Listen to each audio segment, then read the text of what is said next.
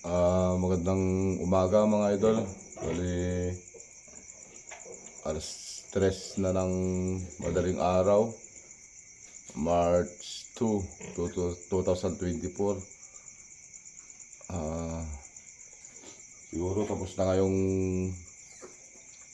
nanganak tong baboy natin, itong bagong mamapig natin. Ito, bali 13 healthy piglets po ang nilabas niya. Ayan. Dami nila mga idol. 13.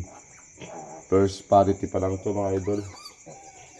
So, another blessing na naman. Yung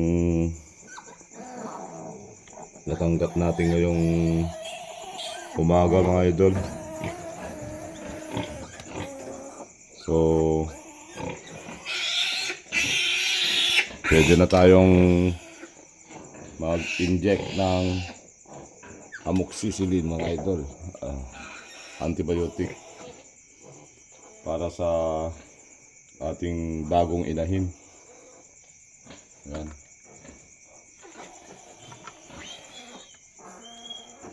Jadi kagabi mga idol, dumating ako dito sa bahay mga 10:30 siguro yun mga idol. Nandito na yung anak kong babae tsaka yung pamangkin ko. Sila yung nag-a-assist sa kanya mga idol. May lumabas ng 6 nung dumating ako kagabi, 10:30 ng gabi. So sila lang muna yung nagpaanak kagabi mga idol. So kanina mga 2:30 may lumabas ng inunan. Lang mga idol.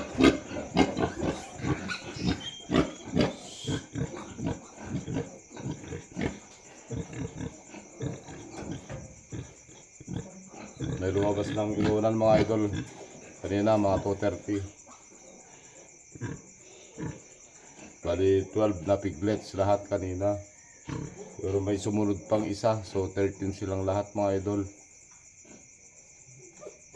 Kala ko wala nang lalabas kanina kasi dalawang malalaking inunan yung lumabas. So akala ko tapos na kanina. Pero may sumunod pa palang isa mga idol.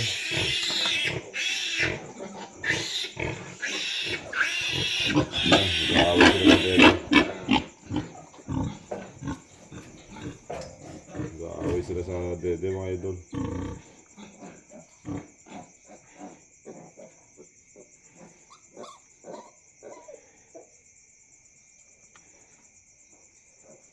So mga idol, inject na tayo ng amoxicillin para antibiotic mga idol, iwas infection sa ating bagong inahin. Pwede ang ibibigay lang natin mga idol ay 6 ml.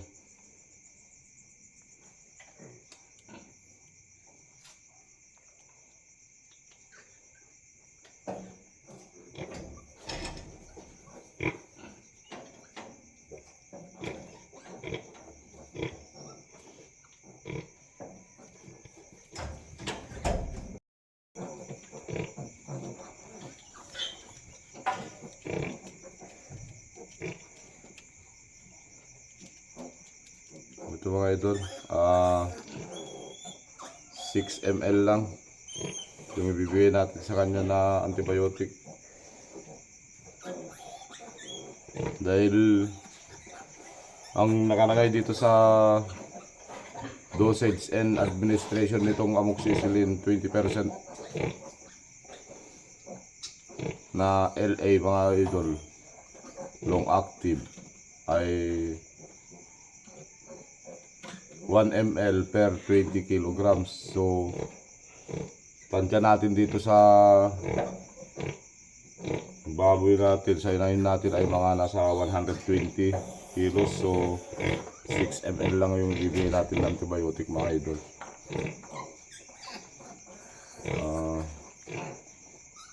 Para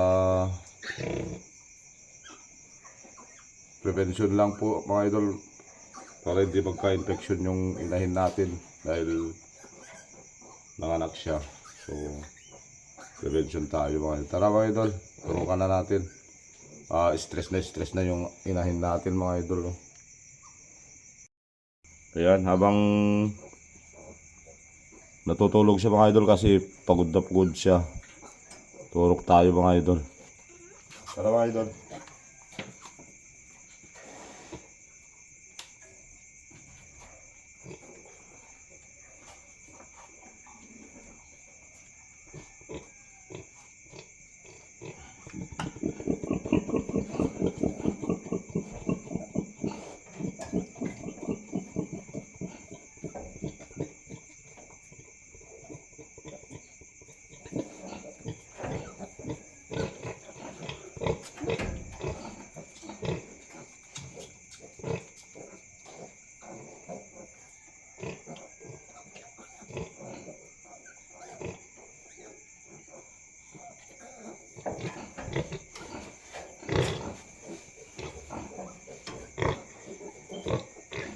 Yan, masahe na yung punta mga idol.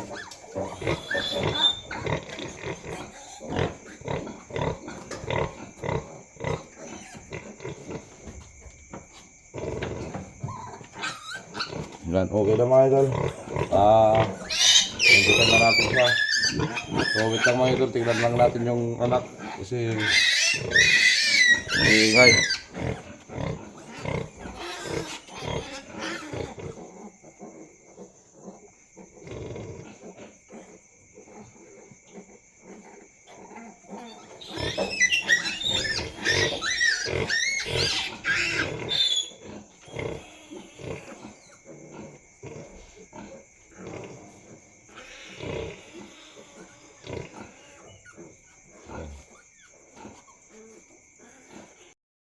Ayan. Pagod na pagod siya mga idol. Stress na stress siya sa panganganak. Ito natin yung mga anak mga idol. Ito sila oh. Ayan. 1, 2, 3, 4,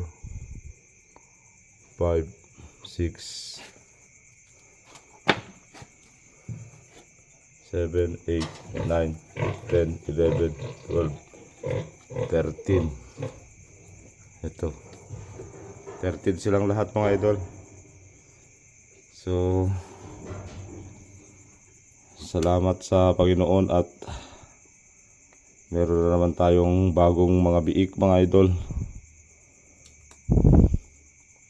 So, yun. Bukod sa tilapia at saka hito mga idol, ito yung ano natin, mas malaking income sa atin. Itong pag-aalaga lang baboy mga idol.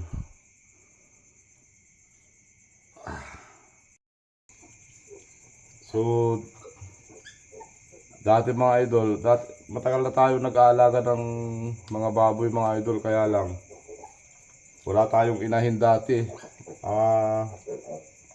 Patterning lang ang ginagawa natin, bumibili tayo ng biik, tapos pinapataba natin, pinapalaki natin hanggang sa 4 months. May benta natin yung mga binibili nating mga biik.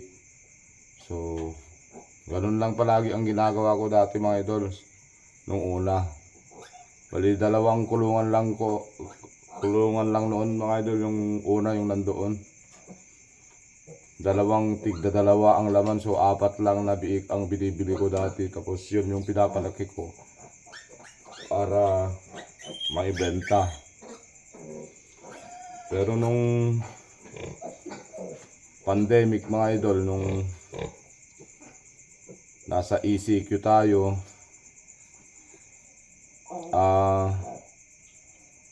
yung 4 na biik ko noon na binili mga idol, lumaki sila. So yung dalawa naibenta natin ng nasa 60 to 70 kilos yung dalawa. Pero yung unang inahin natin na dalawa, doon nang galing mga idol sa apat na yon nung pandemic. Bale yung dalawa kasi mga idol, malalaki masyado, mahigit 100 ang kilos nila sa yung isang baboy, mahigit 100. So ayaw nilang bilhin yung dalawa mga idol. Yung dalawa lang na maliliit ang kinuha nila, yung 60 to 70 kilos. Pero yung mahigit 100 na dalawang babae, ayaw nilang kunin noon mga idol dahil matumal daw ang benta nung pandemic. So dahil luging-lugi na ako noon mga idol kasi sa pagkain ang mahal-mahal, tapos ayaw nilang bilhin. So pinakain ko pa rin ang pinakain hanggang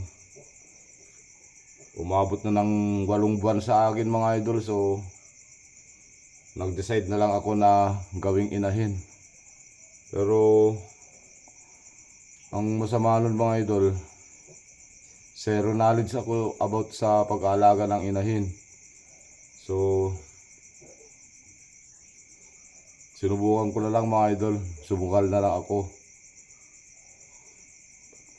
Kaya ito, dumami na rin yung inahin natin. May 4 na tayong inahin ngayon mga idol. So ang ginawa natin mga idol para matuto tayo, kumuha tayo ng technician na magtuturok at magbibigay ng mga vitamins, purga, mag-AI sa kanila, artificial insemination. Kasi dati mga idol, hindi ako marunong gumamit nito, syringe na fiberglass. At hindi ko rin alam kung ano ang ituturok ko dati. So kumuha ko ng isang technician na alam niya lahat kung ano yung mga ituturok niya, kung paano ang gagawin.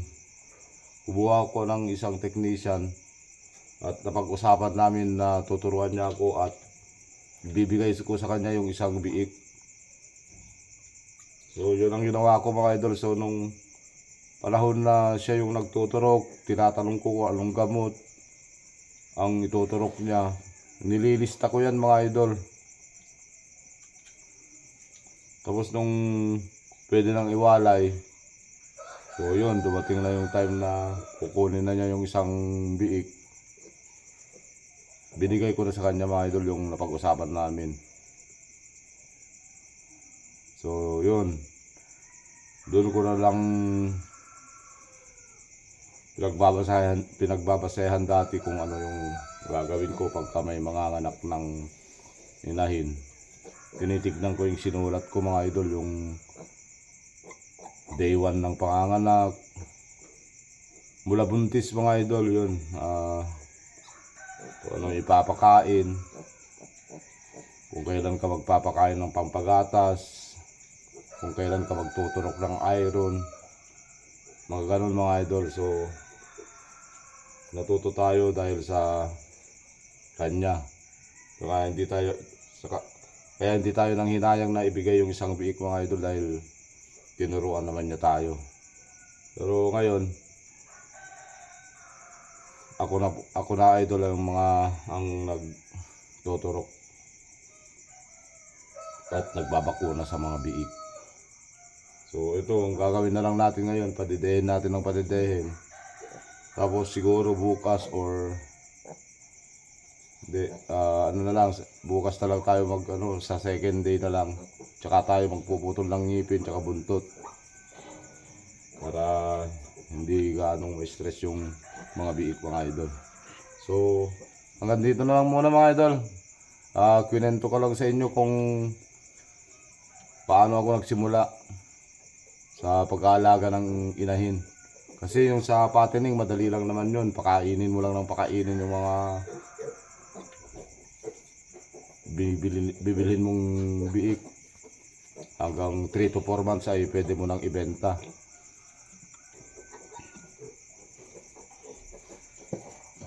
Pero ngayon mga idol, sariling paanak na natin yung inaalagaan nating mga biik. Tulad nyan, 13 na naman to mga idol. Tapos may susunod pa dito na mga anak. Yun. Isang yun mga idol. Siguro bukas or sa isang araw mga anak na rin yan mga idol. So dalawa na yung ano natin mga idol, yung paanakan natin or farrowing pen. Yun, tsaka ito.